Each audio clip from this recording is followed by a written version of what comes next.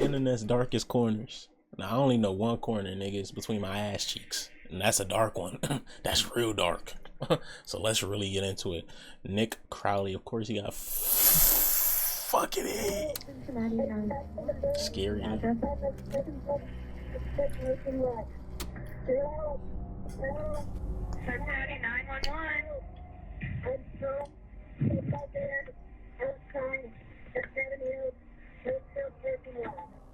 It's 3:16 p.m. on April 10th, 2018.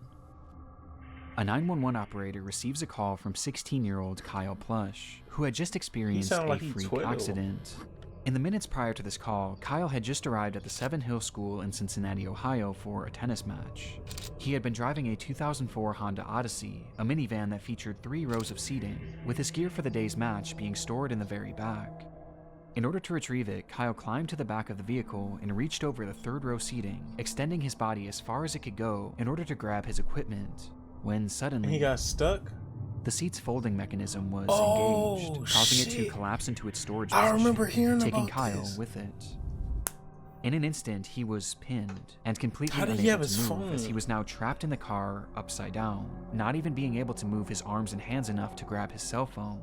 Though luckily, his phone had Siri, which he would call out to call the police. Oh, he just Siri. Where are you? Oh, they sound like a children.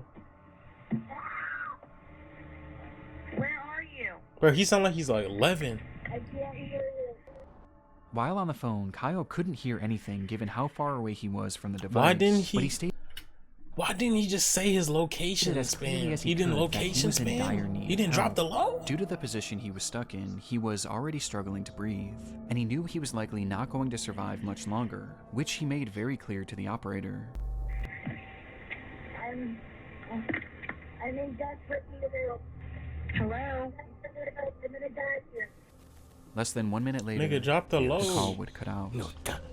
In the recording, Alright, Kyle Janae, clearly thank you portrayed for to the the operator follow. where he was, that he couldn't hear her, Appreciate you. and that his life was in danger, which prompted Damn, this her shit to looks too immediately loud. send a patrol car over to the school in search of Appreciate you. him. Though, inexplicably, she never told the officers that Kyle believed he was going to die. Damn, he should have dropped the low. He should have. I would have low spammed. I'm here. Tell somebody at the school to get me out the car. That's what I Not would understanding how spammed. dire the situation was, the officers that pulled up to the scene didn't even bother to stop the car. Instead, they simply drove throughout the Damn, they parking just lot, drove through unsure of what looking? car was Kyle's. They didn't even bother to turn down their music or crack a window. Wow, they just blasting music. This nigga's dying. Some blood rushing to his Seemingly fucking being skull. more interested in the types of cars that other students were driving. These kids drive better cars than you do. This nigga, bro, it's a nigga in the car. The nigga is in the car. These kids driving better cars than me. As officers continued their half-hearted search, nigga another phone dying. call would be made to 911. He's sitting here It was lollygagging. Kyle, whose tone was now drastically different. I probably don't have much time left to tell my mom that I love her if I die. Jesus. This is not a joke. Damn, After Kyle imagine says his dying like goodbyes, he that. tries one more Getting time to stuck relay in the what was back of your happening, van. this time providing the parking lot he was in, along with the exact make and model of his car. This is not a joke. I'm trapped inside my old Honda Odyssey van in the Southwood parking lot of Seven Hills Theft. Send officers immediately. I'm almost dead. At this point, Jesus. officers were still in the parking lot looking for him. Help was literally just a few Bro, feet it's a away. golden and on top Honda of this, Odyssey. the operator was also able to get a ping from Kyle's phone, which gave coordinates to his exact location within just 5 to 10 feet of his vehicle. And yet, the dispatcher never passed this information along. Bro, As what? Kyle remained on the line fighting for his life. What the fuck? The officers on the scene would pull out of the parking lot. She close the- didn't tell nobody? What the fuck? Bro, I remember I called 911 as a kid and I hung up the phone I called them twice on some dare shit. I called them twice when I was like 8. I hung it up. The fucking firefighter showed up. The police. These niggas showed up. I didn't even talk to them and these niggas showed up. But this, you couldn't even tell. Their report and carry on with their day, stating, "I don't see nobody," I don't know why he didn't which say I didn't imagine I would. I don't see With this line nobody. making it apparent that those involved with the case Look! never actually believed this situation was real, and instead viewed it all as a hoax. A hoax?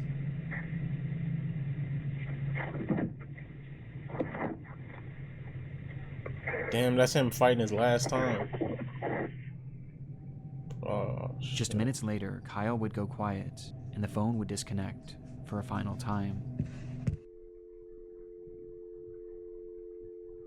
It would take 6 hours for that trunk to be opened, and not by the police, but instead by Kyle's father, who had no idea that any of this had taken place, seeking out his son's vehicle only to find Kyle flipped upside down in the trunk. He had been dead for Jesus. hours.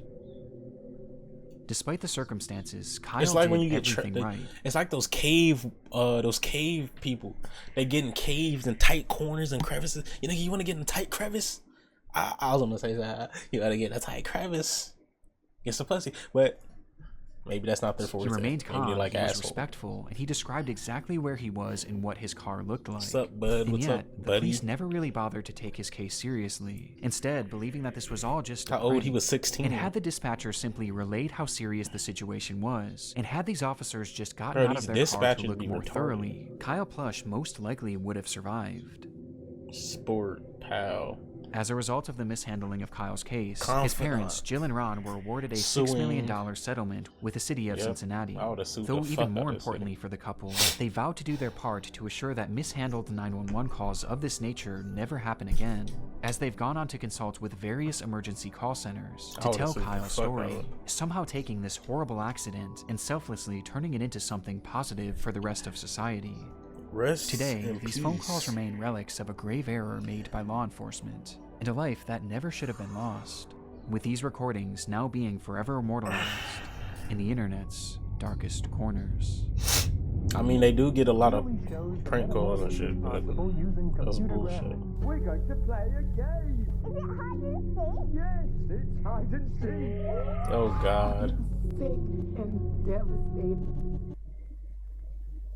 the fuck?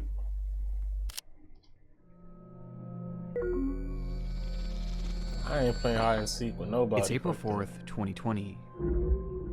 A man living in Baltimore, Maryland goes live on his Facebook page announcing that tonight would be another one of his famous game nights. At this time, the COVID lockdown was in place He all got across the wicks. United States, and practically everyone was cooped up indoors, with little opportunity for real socialization. But for 24-year-old Ernest Wilson and his friends, this didn't stop them from having a good time. Ernest often hosted parties featuring childhood games like Monopoly and Uno, adding in his adult flair by turning them into drinking games, Yeah, this shit with gets one game in spooky. particular being top of mind that We'll night. see. Hide and seek. The evening began with Ernest inviting his Facebook friends to the function, letting them know that this time the game night would be held at an Airbnb rather than in his home, though he never gave out the address, as this was a closed invitation event, which he made very clear on his page. Please don't show up with nobody I didn't personally invite if we didn't discuss it first. They're going to get left outside. Ernest took this so seriously that at one point he even called out one of his viewers, Yeah, he don't stating wanna, outright like, that they get were the not load allowed to drop. show up under any circumstances. You're not invited. You're not pulling up on me. Allowed to show up under any circumstances. Oh shit. You're not invited. You're not pulling up on me. The person who just joined. If you're still watching, you're not invited. Because you don't fucking listen, and I'm gonna bang you in your mouth next time. However, it was never revealed who exactly this person was, or why Ernest expressed such hostility towards them. From there, Because they Ernest would ain't start and listen. stop I his know why live he stream a back few on different it. times, showing the progression of the party, which ended up with a decent turnout.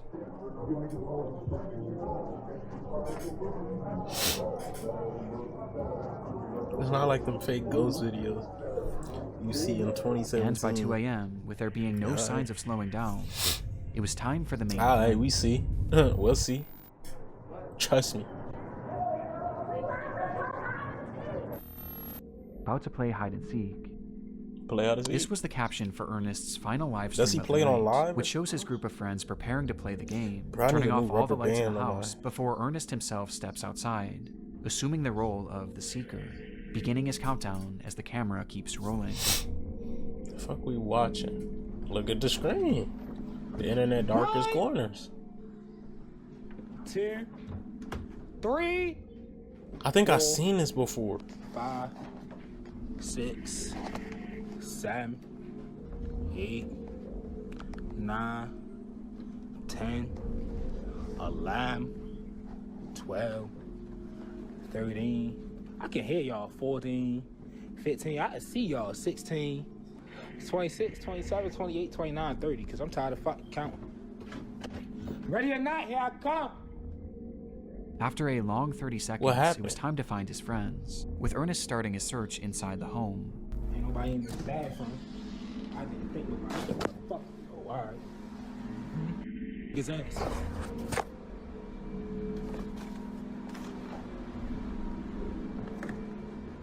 I'm talking about the smart school board video.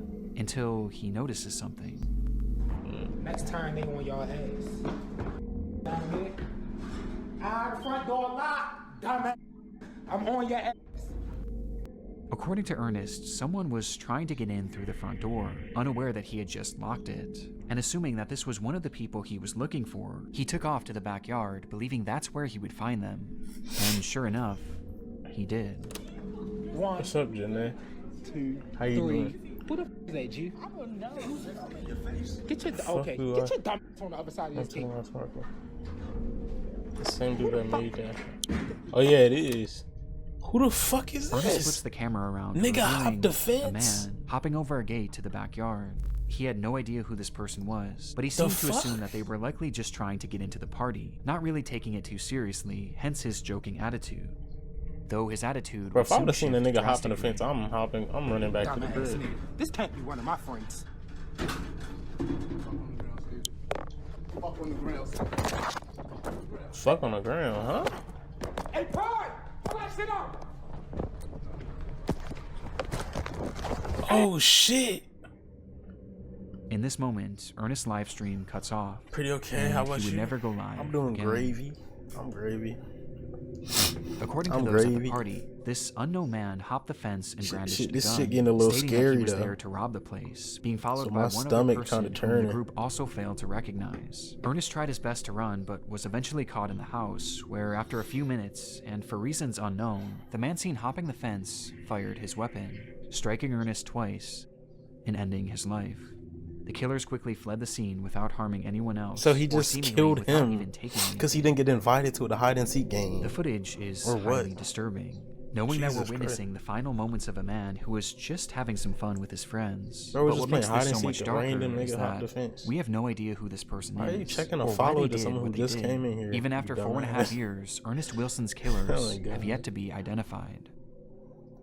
That's harassment. Detectives Stop working on the harassing case have people, theorized that this was likely a robbery gone wrong, potentially spurred on you by Ernest's cozy? posting Yeah, that's what you habits. should use the As to emo. put it bluntly, he was a drug dealer, as on his Facebook page he often showed off huge amounts of his product, including Oh, he during a sold live stream drugs? he did on the very day of Bro, his don't party. tell me you And blurring also out on the weed. same day, Ernest had made a post about You how making it much seem like cash he's he selling had on real him, shit. essentially putting a target on his back. Online, some have theorized that this botched robbery may have been committed by the person that entered Ernest's live stream Why would he earlier hop the that fence night, knowing the which nigga caused can him to see have him? that intense I reaction. don't understand that. You're not invited. You're not pulling up on me because you don't fucking listen. And I'm gonna bang you in your mouth next time. Though to my knowledge, this person has never Bro, if actually he been knew that, tracked he would've- down.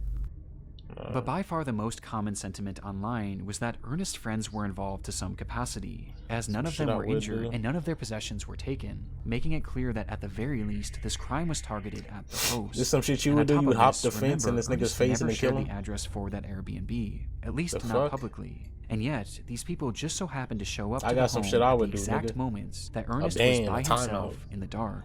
I got something for you. And perhaps most chillingly, as the robbery is unfolding, you can hear one of Ernest's friends chuckling in the background. This can't be one of my friends. Fuck on the ground. Though Did as she concerning as backdoor? this is, it's sadly far from She conclusive, backdoored him. and to this day, it appears that Ernest's case Why is she slowly being laughing? lost to time, leaving us for now with only questions. And one of the more disturbing live Nah. streams I've ever seen.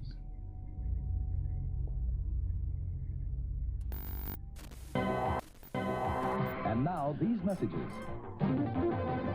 Before we dive into our next case, I want to first thank today's video sponsor, Factor. I'll admit it, I have a very bad habit when it comes to ordering food. I usually don't give myself enough time to plan meals for the week, and therefore when it comes time for dinner, I'm always left scrambling trying to find something, which usually leads to me ordering food and ordering real 50 at factor75.com Go to get 50% off your first box and factor75.com, 40% put off the your Nick next month's Crowley orders. 50 into the bar for a discount. As evidenced by the previous case So I'm not watching and that several bullshit. others discussed throughout the series, live streams are often a hotbed for disturbing moments online. No, And post when my researching product. Ernest's final stream, I came across That's yet another retarded. example of just how dark things can get You just when the cameras advertising go with a live. lick. Nika Venant. It happened on January 22nd, 2017, when a 14-year-old girl named Naika Venant went on Facebook Naika, Live damn. with That's a a caption. ghetto ass name, I don't even know. In the stream, Naika discussed how difficult life had been. Throughout the years, she had been Still placed here, in right? and out of countless foster That nigga was here and then now he's not. homes, So where her what do you treatment mean by ranged that? from poor to straight up abusive, with this constant mistreatment leading her to just want it to be over already. And based on the title of the stream, it was clear what her intentions were going to be. As the live stream progressed, hundreds of people flooded into the video to see what exactly was going Hundreds? on, as word quickly spread that something horrible was about to happen, though you wouldn't know it by looking at the chat. According to many watching, those in the comments Everybody was had no laughing. sympathy for the girl, as many actually mocked her, calling her names, and even commented laughing emojis, as she desperately my tried to God. open up, with those same commenters viewing this not as a cry for help, but as a cry for attention, outright pushing her Niggas to play carry too on with much. these intentions. I'm And Vaughn tragically, 2.0, she nigga. did, all while the camera remained rolling. Alright, nigga. However, even after You she seen followed what through happened with to this, him, the behavior so of her I hope chats not. didn't stop. Whether they assumed it was fake I or hope just not. didn't care either way, the hateful barrage of insults actually got even more vile once she had obviously passed away. And this went past just words, Damn, as when she people who knew died, her it actually got began making worse? parody videos of the girl, replicating the position she was dead in, all while her livestream continued running. It would take over an The hour fuck? before police would finally be called and retrieve her body, with the stream being shut down by Facebook I'm shortly invincible. before. It was an awful situation all around. You invincible, But what I nigga, found put a most saddening double about barrel this shotgun with was her slugs in final your reason mouth and for pull the doing what trigger. she did, as she In stated Grand Theft simply Auto, that see she how that just bitch do. wanted to be with her real mother, who she loved so dearly. And this was something that seemed to be the plan Oh, all her along, mom. as her mother, Gina Alexis, claimed that she too desperately wanted to be reunited with her daughter. And following her daughter's highly publicized death, Gina actually came forward at a news conference to discuss the tragedy. Oh, I thought her mom Her was dead. biological mother broke down while speaking about her daughter's death. She dreamed of one day being reunited permanently. I have trusted Florida foster care people to care for my baby. Where she blamed the entire foster care system for everything that had happened, believing that they didn't do a good enough job of keeping her daughter safe, and they failed to try and reunite her with Naika. Because of the obvious emotion involved and the overall shocking nature Paul of will this be in case, your the DM. news report would Bro, quickly why are go you viral, making up leading shit, to widespread nigga? support for the Stop grieving making mother. shit up. However, this You, also bro. caused some people to Saying look a bit stupid deeper shit. into what exactly led up to this live stream, Why for her which lip one like piece of that? information was brought to light. I don't know that if she has somehow made this lips, case bro. even She's more black. upsetting. On the day that Never Naika's seen a life nigga came with to an lips. end, it was revealed that her mother You was got big actually in lips. the stream watching before and after it happened, Voluptuous. seeing her own daughter having this mental breakdown, as well as seeing all those people in the chat mocking her, which made people feel Or are you even talking more about 'cause sorry for they're Gina, black? as her plight was She smokes. unimaginable. Or she's Though African. this I wasn't don't- the only revelation to come forward, as it was soon realized by the investigators looking into Naika's case that Gina had not only witnessed all of these people laughing at her daughter and egging her into ending her life, but she had also joined them as well. Whoa, she joined in on it? Hashtag ADHD games played, you sad little DCF custody. That's why you are where you're at. For this dumb shit and more, you keep crying wolf. You dead, you will get buried, life goes on. After Her that own doesn't mom? listen to their parents, trying to be grown, seeking boys and girls' attention instead of her books. In a live stream where Yo, one of the bro, last what things the Naika ever fuck? said was that she desperately wanted to be reunited with her mother. That same mother was not only watching, talking but shit. actively pushing her Like to follow everybody through on her else. plans, She was talking shit leaving this like comment where everybody she else. outright says that it doesn't matter if you live or die, life goes on. And it got even worse. The media also discovered that the reason Naika had been removed from her custody to begin with was because Gina had beaten her 30 plus times with a belt when she was only 6 years old. On top of this, Gina often texted Naika saying that she wanted nothing to do with her, despite the young girl frequently reaching out and begging to be part of her life. To see her. Wow. Eventually, Gina would tell Naika's caseworker that the girl is y'all's problem, I'm done with the games, before sending Naika middle finger emojis when all she did was ask to see her brother. And this is all amongst other things that are far more horrendous that I really don't want to get into. And yet, after Naika's death, Gina had the audacity to go on television in an attempt to garner sympathy for a death that she clearly contributed to, saying that all she wanted was to be the girl's mother, despite rejecting her at every turn. And honestly, this is where I thought this entire story would come to an end, until I noticed something strange when I was editing this video. Naika's Facebook page is still active.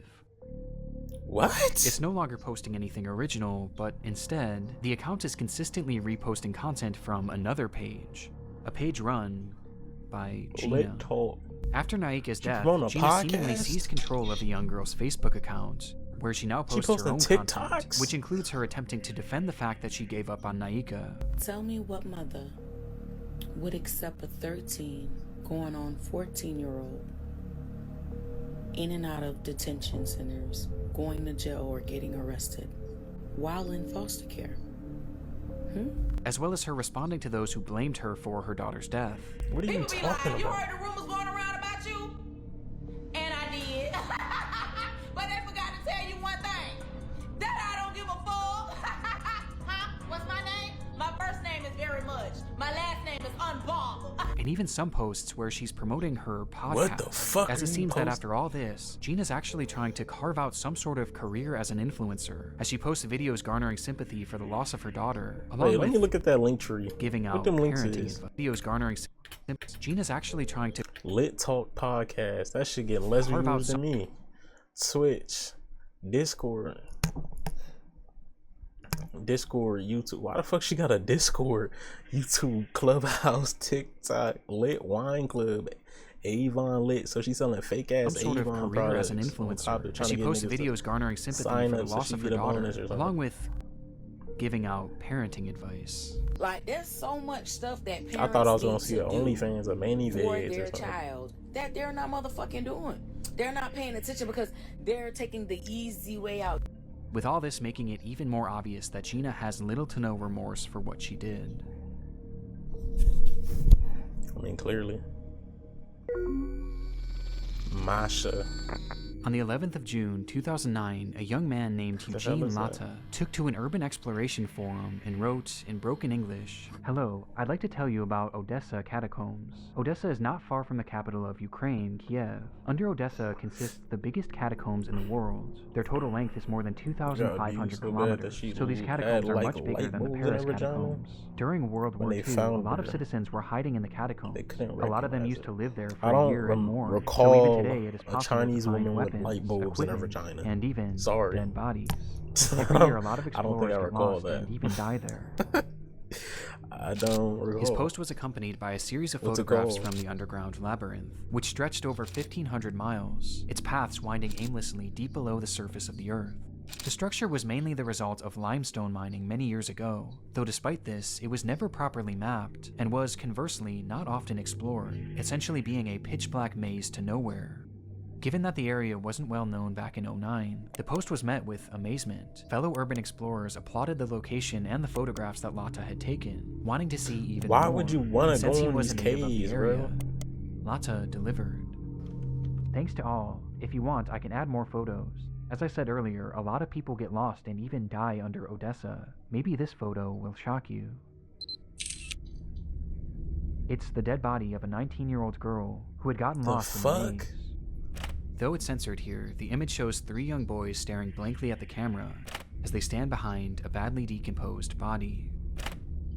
Understandably, this image caused a lot of intrigue on the forum, as other users began to press for more information, and sure enough, it was a story that Latta knew well. 3, 2, 1. Happy New Year, everybody! Happy 2005! 2005 is Eve, crazy. the final day of 2004, when a group of teenagers made their way down into the catacombs to begin their celebration. This wasn't super uncommon at the time, as many of the entrances to this labyrinth were very easily accessible. This one in particular just so happened to be located directly next to the public school, School 56, and had just been left wide open, making it the perfect place for friends to sneak a few drinks. As the group began to grow more intoxicated, one of the girls wandered off in search of a place to relieve herself. However, she apparently took one too many turns and soon found herself run down a maze alone. that far to She cried piss? out, but the tunnels were just Could've too walked complicated. around the corner and Each pissed. step she took Why'd led you go her so more and deep more in? into obscurity. It's not that deep. Her Literally, friends tried it's to not that find her, deep. or maybe they didn't. Well, it We really is, don't but- know. But in their drunken state, they left the tunnels without their friend and never My went fault. back to find her. It was too deep. If she did have a flashlight, it wouldn't have lasted long, and for days she likely wandered deliriously through that pitch-black maze, until after what was likely at least 3 awful days, she passed away, with her body being found approximately 3 miles away from the And why nearest you always exit. calling girls And looking at bitches? one of the only What's attempted that? maps of this Who tunnel called system, girls bitches? Who? Seabass? she never stood a chance. Who? Seabass? Perhaps it was dehydration or hypothermia that killed her. But according to said some, that? based on Me? the photo, the corpse appears to have its skull caved in, implying that in a desperate attempt to end her anguish, she may have bashed her head against the wall until she passed away. Jesus Christ. Her She name was bashed Masha, her head in the and wall? the wall killed her. But according to some, based on the photo, the corpse I'm appears to talking to have Seth, its that's what I'm skull about to say. caved in, implying that in a desperate attempt to end her anguish, she may have bashed her head against the wall until she passed away. Jesus Christ. Her name was Masha, and she was only 19 years old. 3 long months later, in April of 2005, Lata and his group would stumble across the body, immediately reporting their findings to the police. Though law enforcement refused to even try and venture down there in order to retrieve her, as they knew just how dangerous and unmapped this environment was. It would take 2 long years for her body to be recovered, thanks to a friend of Lata writing a strongly worded letter to the government that included a photo of Masha's body. The story is 2 unimaginable. years. To be trapped in a place like this with no means of escaping. No lights. It has to be the absolute worst way to go. In And because of the darkness. gruesome nature of this story and the photograph, it spread all throughout the online world, where it became a legendary internet mystery, as even with the added context, many were still left with pressing questions. Were Masha's friends involved in some way with her death? Had they abandoned her there on purpose? And did Lata know more than he claimed? But as it turns out, there was one far more pressing question that needed to be answered. In 2015, a full decade after this photo was taken, a journalist named Mike Pearl had picked up the case with the hopes of writing a Halloween article for Vice. And in his research, he made a rather unusual discovery, Mikey. as according to him, Masha seemingly didn't exist. Pearl was never able to find any verifiable proof that a girl named Masha had ever gone missing in that area. He was also not able to find any death records of anyone by that name either, or even any reports of a body being pulled from the catacombs during Maybe this it's a time frame. nickname. Something just wasn't adding up, and it got stranger from here. Sometime after the photograph began making its rounds, one of the most prominent explorers of the Odessa catacombs put out a Was this statement on his dude? own website in regards to Masha, which read, "Besides the original photographer, there isn't one person, civilian or law enforcement, that can confirm the story. We believe it is just a practical joke and the corpse is fake." Following this revelation, Pearl was able to track down Lata, who was unable to recount where the body was roughly seen, or even how to get in touch with the other people shown in this photo, none of whom had ever come forward to back his testimony, which makes the credibility of Lata and his story of Masha What case are you talking incredibly about? shaky This at one? best. However, this is where the crux of the mystery stands today. When looking at these photos, one thing is apparent to me and essentially everyone else who has seen them. The corpse shown seems very real, and matches the decay of the bodies found in similar environments, with that one prominent Odessa explorer eventually deleting his statement at some point over the years, leaving the general consensus that this is in fact a real corpse. But if the story of the Masha shadow. isn't true, then who is this? Well, we have no idea. It's entirely a mystery. But the reality of the situation is that bodies being found down in these catacombs isn't totally uncommon. Over the years, many explorers have gotten lost The down there and internet's suffered darkest the exact corners. same fate as the story of Masha. You know what I'm saying? But on top of this, these You tunnels know have you also explore been your dark used by corner every night, murderers as a dumping every ground morning, for their victims' every bodies, evening, on the with either lunch one of break. these scenarios being Like, we know possible in you this explore. case. though the frustrating part is that we may never actually know who this person was or how they died, as I and many others have doubts that this body was ever actually recovered, just simply due to lack of public information and news reports about it. And instead, the reality is that this corpse is probably still down there somewhere, and has simply been lost to time, as sections of the catacombs have been known to flood and cave in, sealing them off from the outside world forever. So for now, and potentially the rest of time, the story of Masha will remain an internet mystery. So what, the whole video is super fucked. It's September 1985. A hunter trudges through the wooded terrain of Christie Creek, Montana, on the trail of something big. Oh shit. He'd been hunting a large black bear and managed to land a single shot, causing the animal to take off, leaving behind a trail of blood. He followed this trail all throughout the remote region before stumbling across a shallow ditch, where he would find a body. Though not the body of the bear he had just shot, and rather, the body of a woman reduced to bone. The remains were quickly sent off for forensic analysis, though very little could be determined other than the fact that she was a young woman, and that she had been murdered, as they found 2 bullet holes in her skull. With there being essentially no other information to go off of, a special team at the FBI started creating a composite of what this woman may have looked like. This was the result. Jesus.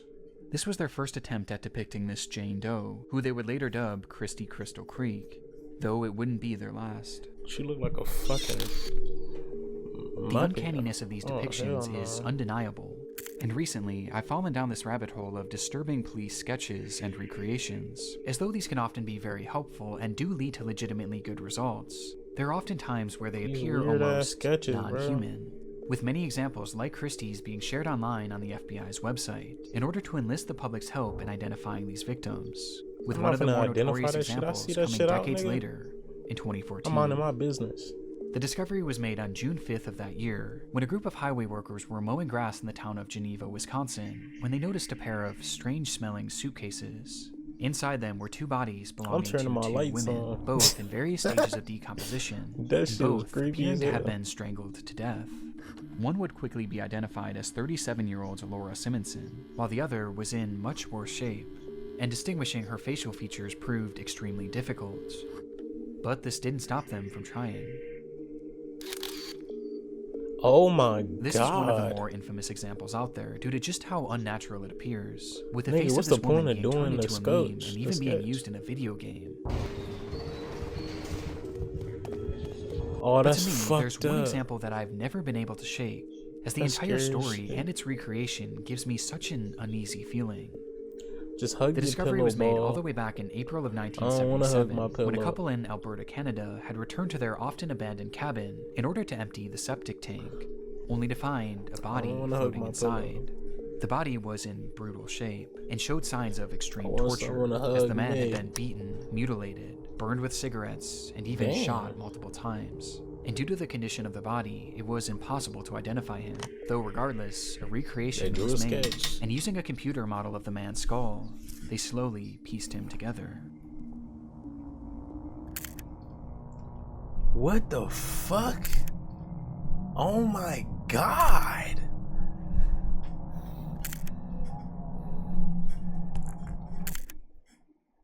That first one was wild. He would later be dubbed Septic Tank Sam. There's something so depressing about these composites, as these are real people with real stories and real names that have been reduced to these horrifying images and tacky nicknames. But there's another side of these police sketches too, as when dealing with victims it's obviously incredibly sad, but when dealing with suspects, these off-putting identities can be outright horrifying. Over the years, there's been numerous unidentified killers who law enforcement were not able to positively identify, forcing them to turn to these same methods of sketching and recreating, with one of the darkest examples being that of the Lake Bodom killer. It was June 5th, 1960. 4 Finnish teenagers were on a camping trip to Lake Bodom, sleeping peacefully in their tent on the lakeshore, Damn, his when eyes suddenly crossed they his were shit. attacked. It happened in an instant in their tent You on see the his lakeshore. eye? In this pic? Damn. Is he looking at the floor? Is he looking at... He's looking at the cameraman's dick? They were attacked. It happened in an instant as a man wielding a knife began stabbing through the tent, eventually bludgeoning the group with an unidentified blunt object. That night, 3 of the teens would be killed, while one managed to survive with substantial injuries. When asked about what he had seen that night, the lone survivor claimed that the man who attacked them wore all black and had large red eyes. Based on his accounts and other potential sightings, a sketch of what this man may have looked like was made, and the results were unusual at best. With this man going on to garner the appropriate nickname of Bug Eyes McLip due to just how unnatural his facial features appeared, especially his eyes. In fact, there's something unnatural about all of these recreations, which begs the question, did any of them actually work? Well, surprisingly, out of these 4 people, 3 have been identified. Christy Crystal Creek would go on to be identified as Janet Lee Lucas, a 23-year-old who would be the last identified victim of serial killer Wayne Nance, with this identification being the result of improved forensic genealogy. The second and most notorious example would go on to be identified as Jenny Gomez, who had been strangled by Steven Zilich, a man dubbed the Wisconsin Suitcase Murderer. And despite this recreation appearing to look nothing like Jenny, it was actually the sole reason that she was identified, as one of her family members ended up recognizing these overpronounced cheekbones and matching them to Jenny. And then there was Septic Tank Sam, who was revealed to be Gordon Edwin Sanderson, thanks again to genetic genealogy, as a sample of his sister's DNA was eventually used to prove that this was in fact him, though it's still unknown who killed him or why. Which leaves just this final person, the killer of at least 3 people. He, unfortunately, has never been identified, and this isn't too surprising as the features of this person just seem impossible. He just looks far too strange to be real. Right? Well, even though he hasn't been positively ID'd, it doesn't mean that he hasn't been potentially photographed. Shortly after the teens were murdered, a funeral was held in their remembrance, for which a large crowd of locals were in attendance, with this photo of the crowd being snapped. And standing there in the center of it all was a man whose features looked with the eyes impossible. Look how big his eyes This man would never be photographed again, and his connection to the case has never been officially confirmed. What the fuck? Leaving these murders unsolved. What is on his head?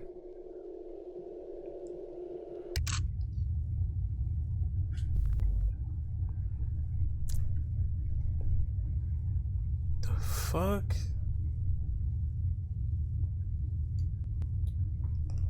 What the fuck, dude? Like, nigga. Yo, bro. What the fuck did we just watch? That killer, he's still on the fucking loose. At least they found the other 3 bodies. This shit was scary. Fuck you, pussy. Pussy. Stay on alert. Stay on high alert. Your big ass scared me. That was the point. Yeah, you could have watched it here live. You give me more live, cause we're gonna watch something else at twitch.tv/Lawvender. Like, you could have been here live to, you know, tell me, but you weren't here. So, you fucker. If I scared you, you gotta come over. You gotta come follow. You know, come support me. You feel me? I'm saying,